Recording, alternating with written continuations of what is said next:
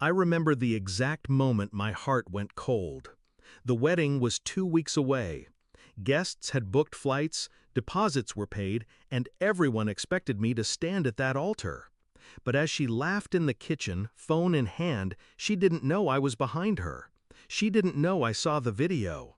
She didn't know that everything I thought I knew about her had just been ripped to shreds.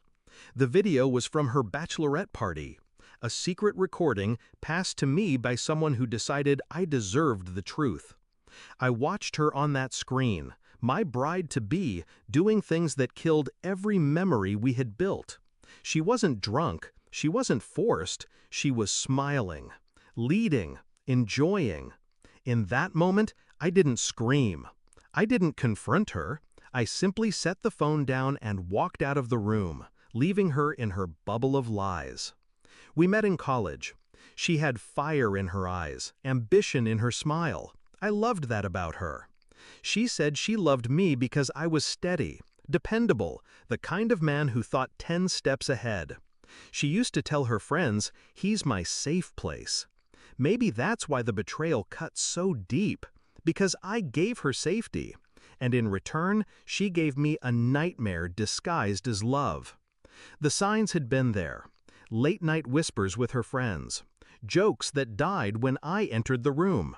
The way she looked at me after that party, guilty but smug, like she believed secrets could stay buried forever. But secrets don't stay buried. Not with me.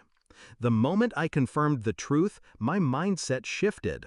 I wasn't the broken fiancé. I was the executioner who had just discovered his weapon. My first step was silence. I acted normal, smiled at her, kissed her cheek, talked about honeymoon plans. She thought I was blind. She thought she'd fooled me. But while she was choosing flower arrangements, I was quietly pulling strings. I called the venue, canceled under her name, non-refundable. I called the caterer, the photographer, the band, all gone. I locked our joint account, funneled the remaining balance into a separate account she couldn't touch. Every bill, every deposit, tied back to her. By the time she noticed, she wouldn't just lose me, she'd drown in the fallout. The night before the wedding, I disappeared. I packed nothing but the essentials and drove until the city was behind me. No note, no call, just absence. She woke up expecting a groom. What she got was silence and a wall of financial ruin. The guests arrived to a canceled wedding. Her family asked questions she couldn't answer. She tried to reach me, calls, texts, emails. I never replied. But my silence wasn't the worst part. The worst part came when I sent the video. Not to her, to her parents, to her maid of honor, to her boss. Everyone who looked at her as perfect, polished, pure. The truth spread faster than she could bury it.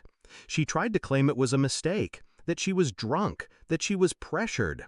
But the recording said otherwise, and so did her laughter in it.